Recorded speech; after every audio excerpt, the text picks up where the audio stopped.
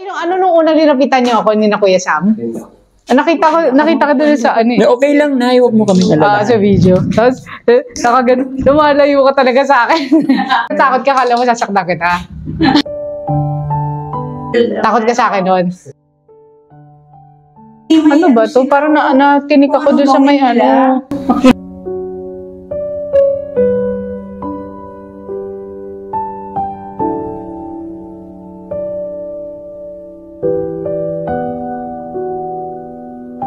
So, paano, Nay?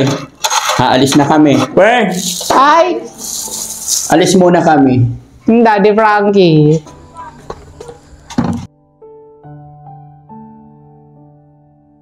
Pearl, tignan mo yung bulaklak, Pearl. Wala. Ha? Okay, thank you.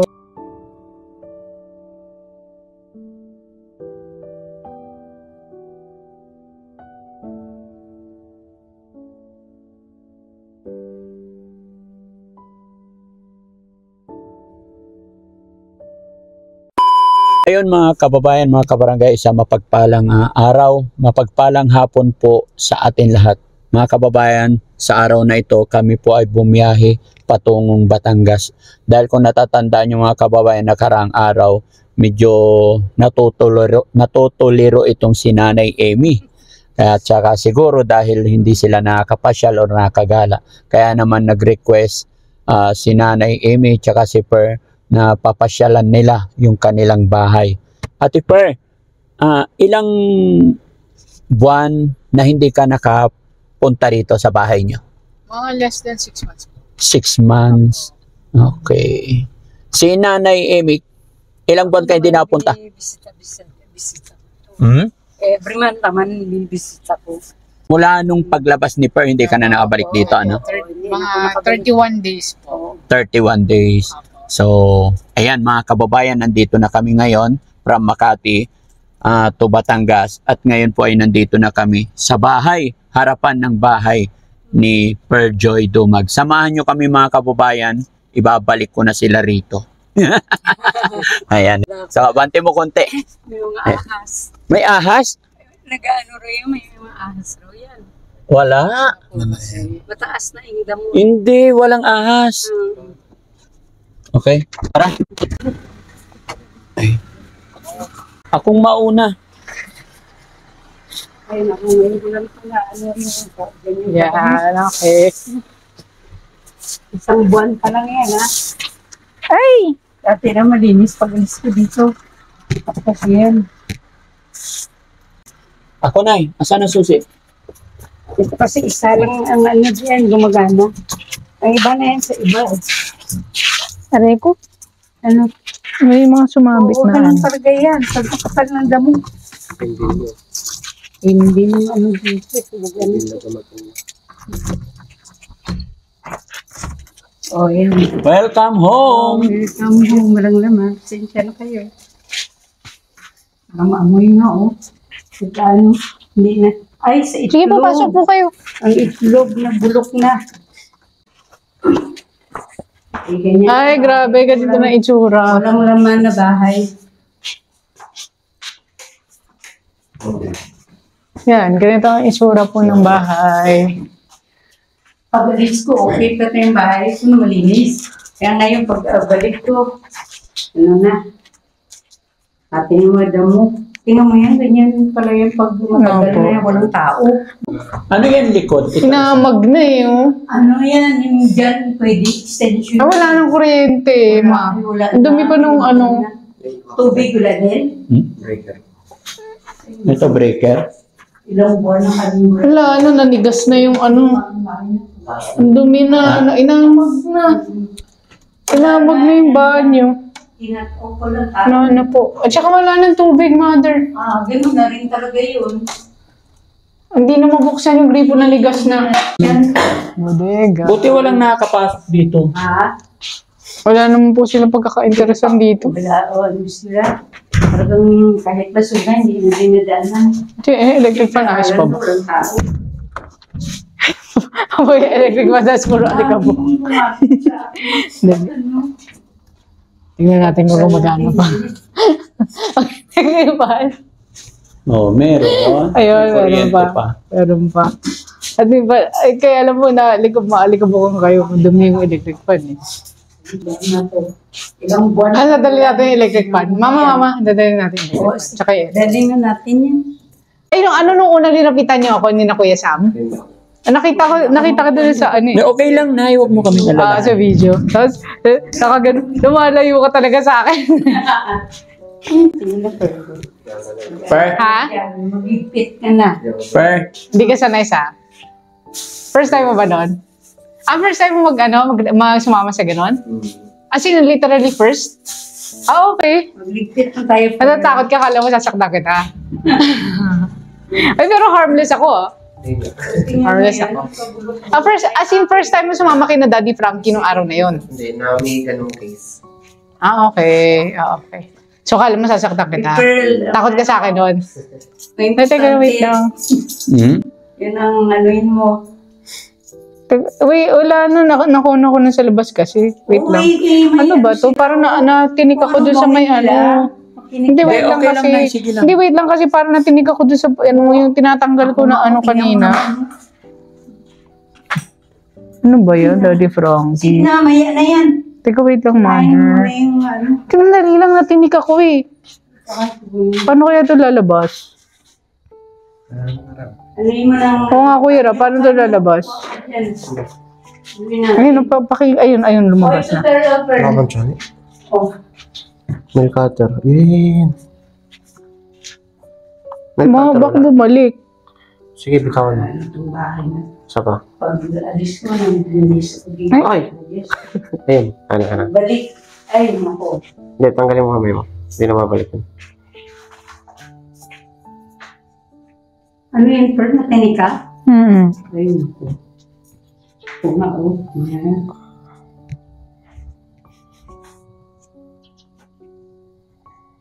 May cutter sa ano. May cutter wala. May nilikater ka. Ano yun? Napalabas mo, Kuya Ram.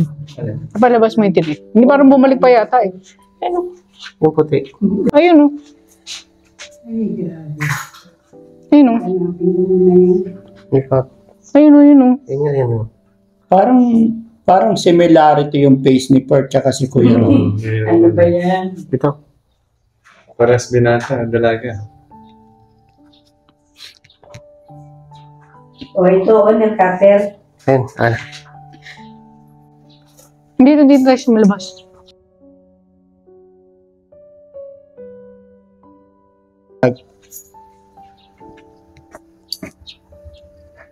Para kita. Yan. Yun. Thank you. Natanggal. Okay, thank you. Ito, yan na lang ang ano gawin. Thank you. Ano kaya yan ang... Sige na, pero wala ka pang gawin. Malinis yung cotton buds mo. Pwede idalhin.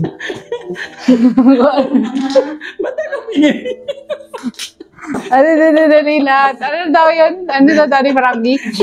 Binibidyo na. Mga kababayan, masaya lang po kami. Kailangan aliwin din natin si Perjoy tsaka si Nanay. Nay, alam mo, ano ba yung sayaw na uso ngayon? Sasayawin natin? Ay, hindi kami sumasayaw, Daddy Frankie. Utang na loob. Hindi marunong, try lang natin. Ano tayo, ano rap? Sanay sa ganyan-ganyan.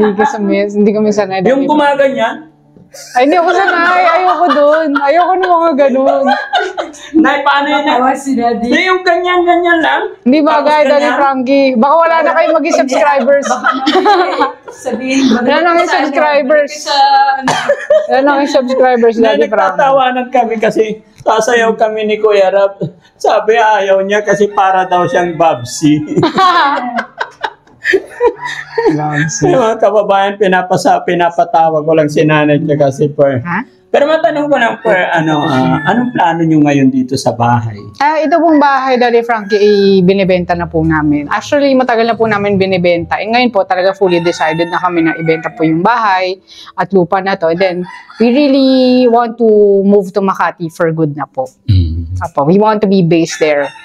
Kasi ako naman po talaga, I grew up in Manila. I was born in Quezon City. And then, na-miss ko po talaga yung buhay sa Metro Manila. Talagang city girl po talaga kasi ako, Daddy Frankie. So, yung 8 years ko po dito, enough na po siguro po yun, yung mga experiences ko rin, yung pagtatrain sa akin ng Panginoon dito sa location na to. So now, I want to really go back to my hometown po. Ibig sabihin, sa naka 8 Manila. years kayo tumira dito sa bahay. Opo. Naka 8 years po. 8 years. Apo. So, ayaw mo ng ano? Ayoko nang dugtungan pa po. Oo, yes. Apo. Better. Sa bagay, kung may kasabihan nga tayo, na pagka medyo hindi ka sinuwerte sa isang lugar, try natin lumipat sa iba. Parang ano lang kami dito. Apo. Stranger lang kami dito. Stranger lang kayo rin. Sa lugar na to. Kasi wala kami mag-anak dito. Wala kayong kamag-anak. Kaya yun. Mas maganda yung malapit kahit paano yung malapit sa mga relatives, no? Para pag nagka-problema. Pero mas gusto niyo sa Makati. Opo, kasi yung Makati po, we've always wanted po to live in Makati. Kasi before, I wanted to study in Makati po for law school sana. Kaya lang po, tagal kasi talaga na mabenta tong bahay at lupa. Kaya yung plans po namin talaga, hindi natutuloy-tuloy. But this time po, dahil alam ko naman po na God is with us about this. So, naniniwala po ako na very, very soon mabibenta na po tong bahay at lupa na to. Oh. And we can live there permanently po sa Makati po. Madali lang naman kasi maganda yung place para corner, no? Apo. Ito naman po ay Daddy Frankie, ayusin lang. Ayusin. Apo. Renovate na lang. Tapos yung makakabili, pwedeng mag-extension Pwede, sa... opo, pwede siya mag-extend po, pwede magtaas po hanggang second floor po, Daddy Frankie. Actually, sa poste ang ano niya. yung 71 space lot. Oo. May space pa. Diretso. Tapos dyan, pwede mag-extension na. ito po, Daddy Frankie, ibinibenta po namin before na ina-advertise po namin to for transient house business or yung mga gusto magpa-Airbnb po or gusto nila paupahan din yung mga newlywed na nangangarap na magkaroon sila ng bahay at lupa na nagsisimula pa lang. Tapos ito rin po ay pwedeng inegosyo nila po. Kasi yung nagsisimula po sa pag-i-invest sa real estate, maganda din po to kasi open naman po siya for pag-ibig financing po and pwede rin po bank financing. Kasi ngayon naman po, bihira naman po talaga yung may bumibili ng cash po. Pero mas mainam po kung mayroong bayan na ika-cash para po wala na masyadong mahaba pang proseso po. Pero nabanggit ni nanay, parang, hindi ko alam kung sino, parang na-cash nyo na to, ano? Apo, kinash po namin. Fully paid na to. Apo. May title na po to, Daddy Frank. May title. Apo, clean title po. So, wala nang problema yung bibili. Ta-transfer na lang po. sa kanya. Opo. Kaya nga po pinopromote namin yun sa pag-ibig po before kasi yung interest po maliit lang.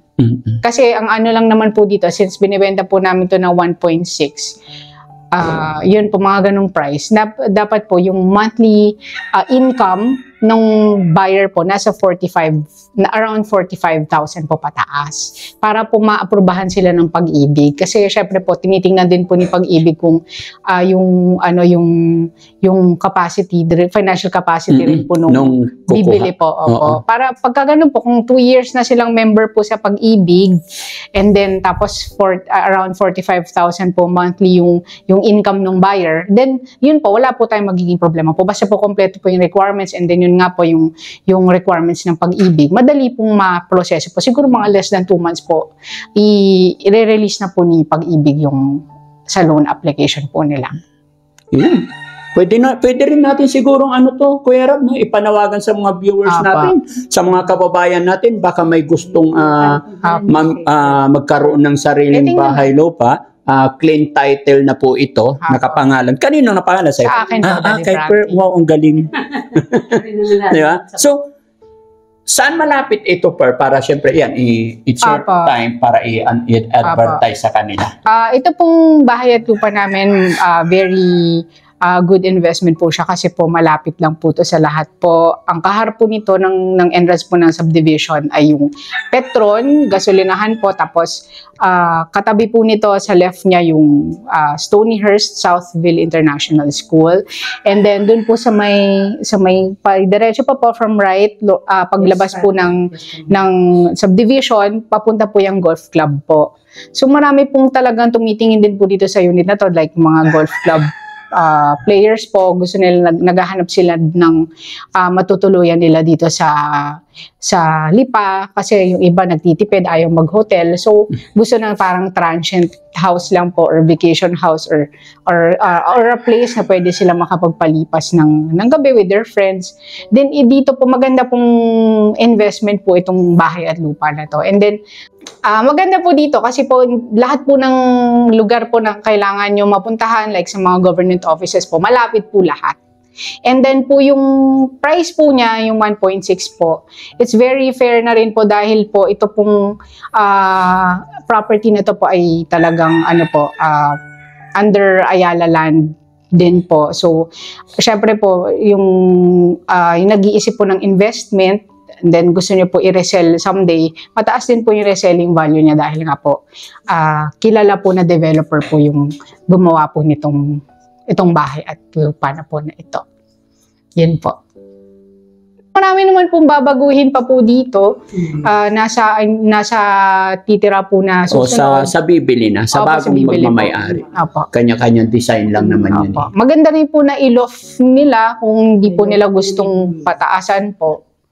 Pero ito po ay hindi, mga magagastos po sila dito na minimal lang po. Parang terrace lang naman. Depende na sa ano talaga. Opo. Kasi pag titirhan mo na talaga, ganun ang nangyayari. Pinapalaki mo hanggat pwede, hanggat Opo. maaari. Okay. Maluwag din ito para sa kanila. Suggestion ako, para sa akin suggestion ko lang. Opo. Pero sa ikaw pa rin ang Opo. mag-decide. Paupahan na lang. Paupahan mo na. Actually po dati po, gusto ko po to i-enroll po yung mga yung parang pong paupa po sa mga storage po. Kasi ayaw ko po na tao po ang uupa. Kasi meron pong kami experience na sa mga, dahil nangupahan din po kami before sa iba po. Ang tendency kasi yung iba parang dinudumihan po lalo yung unit. So hindi na pe-preserve. Minsan gugulat ka na lang, basag-basag na yung mga sahig, yung mga ganun. So syempre po gusto namin dahil gusto po namin na mas mabenta po siya talaga na mas tamang presyo po. Sabi namin na kung pwede siguro kung uupahan to, yung parang bodega na pong gagawin. Gamit lang. Opo. Pero kasi hindi naman pare-parehas ang tao. Kasi kadalasan mag-uupa dito yung family. Kasi kung talagang ang intention talaga nila ay may maayos na tirahan, hindi naman lahat ng taong nangupahan hindi iniingatan. Makakahanap ka rin ng totoong matino, nangupahan. Diba? Kasi sa totoo lang, napakahirap mag-provide ng bahay. Yung magkaroon ka ng isang bahay, napakahirap. Pero pag ito ano ko lang suggest Okay ko lang. Pag naibenta mo to, ang pera, mabilis maubos. Okay lang kung halimbawa nagkapera ka tapos ibibili mo. Okay din, no? Kasi ang pera pag hawak mo na, ang bilis maubos eh. Pero ito nagka-provide ka na. Pero ako suggestion ko lang. We can discuss na lang po ni Mama kung ano po ang gusto namin. Kasi ito, malinisan lang ito, repaint lang, tapos ay lagay mo na dyan for rent. At least, monthly meron kang income. Di ba? Pag mga ganito, magkano ang parent halimbawa dito? Ano po, 5K po. 5K, no? Kasi may garahe na rin naman po. Kung 5K plus kay nanay, no? So may allowance kayo sana. Kung may magre-rent. Po. Ang ganda. Importante, no? Marami palang damit si nanay eh. Ba't parang pero Kunti na lang. konti na. Pero napapansin ko na, mahilig kayo sa itim na damit. Ayan si Pearl, napagaya ako. Ano pagaya ka? Low Bakit? maintenance kasi, Daddy Frankie. Po? Low maintenance po. Low maintenance. Ayaw namin nung pag puti kasi, pagkatagala, nagdudumi na eh. Kahit anong kusot mo. Hindi maano mo. Kahit isang buwan kayong hindi nakabalik dito, Nay. Matibay naman itong bahay, no? Maayos. Maayos ito nung mag-release ko. Steel trusses. Ang ano ko lang, yung pagbalik ko, nagulat mo. Yun ang kinagandahan, Nay, kasi pag may sarili kang bahay, kahit anong mangyari, may uuwian Kaya, ikaw, ano? tayo mo naman ano. Hindi, wag mo na sila intindihin, Nay. Basta pag nandito ka, mind your own. Wag mong pansinin sila. Ha? Si Pearl ang may ano. Oo. Sa akin, okay Pag lang. kaya nga, alam nyo na sila, parang ganun, pagka, ba, lalabas ka, diretsyo kung saan ka pupunta, wag na silang papansinin. Napansin sila. Alam ko ta ganun. Ano ka. So, paano, Nay? Aalis na kami. Per, Ay, alis muna kami. Daddy Frankie. Hindi, Per. Doon lang muna kami sa sasakyan habang nag-aayos kayo. Totoo ah. Mm-mm. Okay, sige. Siyempre, para magkaroon din kayo ng privacy kung ano yung mga gusto Sige nyo po. iayos. Okay po. Diyan lang kami sa sasakyan. Okay Basta po. ilabas nyo lang dito para kami na bahalang Okay po. mag-ayos. Apo. Okay? Sige. Oo. Dito ako sa ano. Kasi parang gumagaga ano. Kailangan ko to ng bango. Ayun yung chinelas ay maganda yan.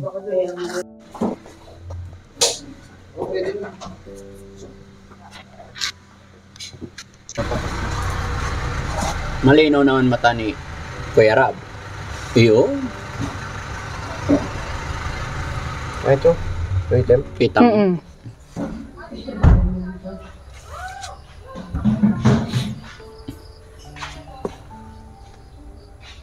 na. Thank you. Ito per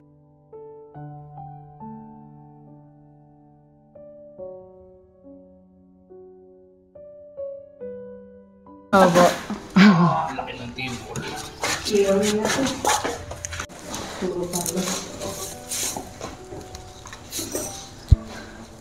Daddy Frankie, pabukas, okay lang po pabukas po nung ano po? Opo. Nung van Lagay po. mo lang dyan kami na magkarga. Ah, sige po.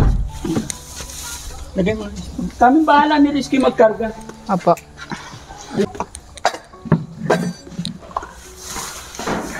Nakakita ng artista. Nakakita ng artista.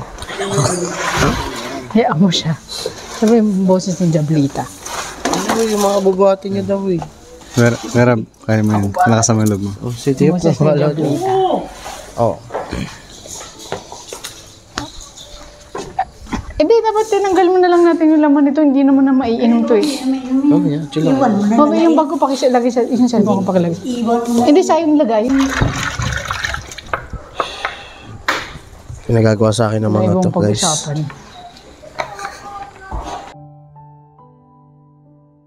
Marami pa. Oh, medyo po. Kaya nga. Flick nga eh.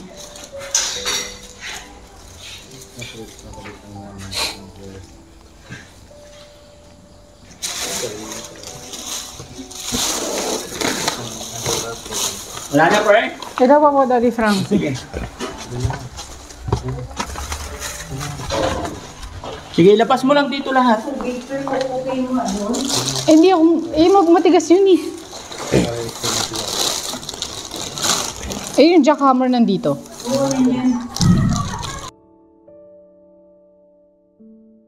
Pearl, tignan mo yung bulaklak, Pearl. Tapos ang kulay ng damit mo. No? Oo nga. Oh, ito. Kaya nga.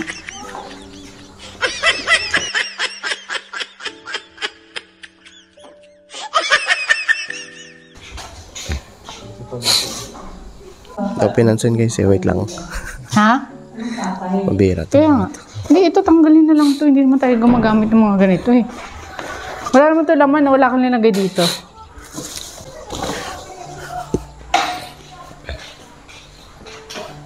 Okay na. Tara na, isa tayo bago pa kami masanibra. Ay, may nagpapabigay pala. Ha?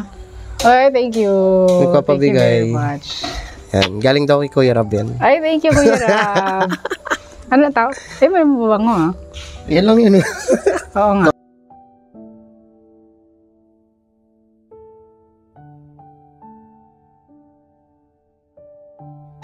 Hey, goods. Tara. Copy.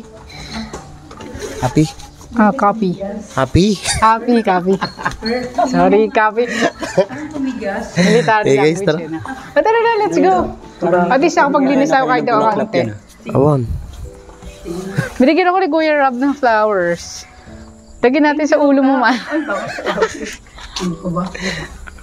Ito, dadalhin. Ang iniwan. Wala. Ayun, sis. Nakalak na yung likod. Apo. Thank you. Una ka na nga. Ay, huwag na. Ay, mama, mauna ka. Ano ba yun? Absent-minded. Sadala, excuse me. Ikaw muna, mama. Dala ni nanay yung inirola niya. Hindi, mga upuan yan. Ay, upuan. Kala ko inirola. Ay, ang ano pala. Ay, alin. Ay, hindi ko na. Kuryente.